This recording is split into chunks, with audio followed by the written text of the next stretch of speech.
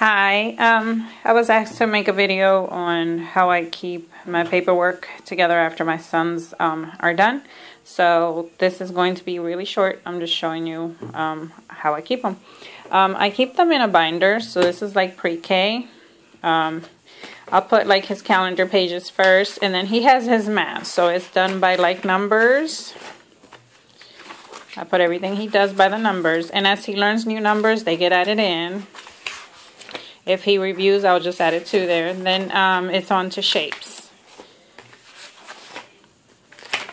Then after that, we have art and colors. So we do colors, and I put all his worksheets in here, whatever has to do with colors, and then whatever he draws. So this was when he was doing circles and squares. And I think, yeah, he has his family. He has more art than this, but it's up on the wall because they like to keep their stuff in the classroom. And then we go on to our unit studies. So whatever books we read, I put whatever we do for the books in this section. And then is our letters. So as he studies the letters, I'll put them in here, and I try to put them in order. So he's doing that, and he's doing reading by the letter. So as he does that, it's on there. And then we do like motor skills. So it's over here in motor skills. He's got cutting, mazes, tracing. And then the back of it is pretty much like opposites, alike and different, big and little, you know, worksheets that I get from workbooks. And that's for PreK. Then for my other son, for science, he has a binder, so I keep all his stuff in here. And the beginning we used Easy Peasy, so he has all of his stuff for Easy Peasy in here, and 1 page of zoology when we started zoology. The rest is in his notebook. So when he's done with that notebook, I'll just add the notebook to the back of the binder. I also started health with him last week, so his health is also going to be in here with his science. Then we have it used to be grammar, social studies. So in the beginning, like I said, I've begun with Easy Peasy, and I have all the stuff in here. He did a lab book, so his lab book is in here.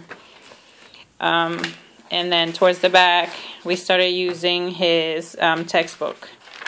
So it's like the beginning of the textbook. The rest is in his notebooking that we started to do.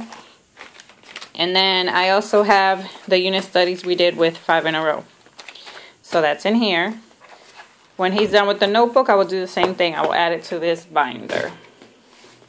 And then the big binder that I have, I use for Bible, logic, and math. So Bible is pretty much reading and coloring. So it's not in here. Those pages are also on the wall. For logic, I do worksheets or games, so if he has a worksheet, I'll add it in here. And then after that is our math.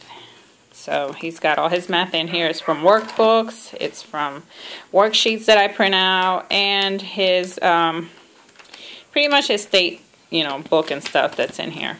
So, and everything is done, like, I started at the beginning of the year doing day 1, day 2, day 3, and I gave up on that. That doesn't work for me. So I started to date the papers. And so everything's here is done by the dates. And I just keep adding to it. And then I also have language arts. And in language arts, we have writing. So at the beginning of the year, he was just practicing his name.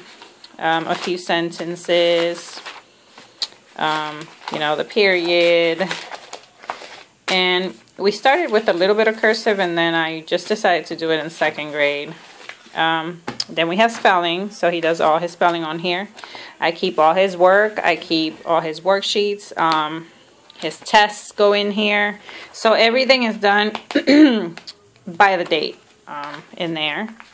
And then back here is the rest of the language arts. It's not spelling or writing. So it's any worksheet, any phonics, anything from Easy Peasy that we do. All that is back here. And it's so random because I just add to it. And I also have his reading tests. So he does reading with McGuffey readers. And when we're done, the lessons. There's a review for like a few of the stories of all the words that he has learned. So he'll read his review.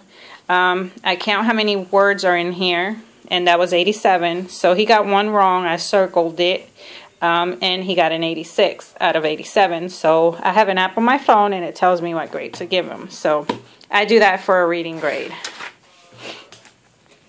And that will be all for the binders that I keep for there.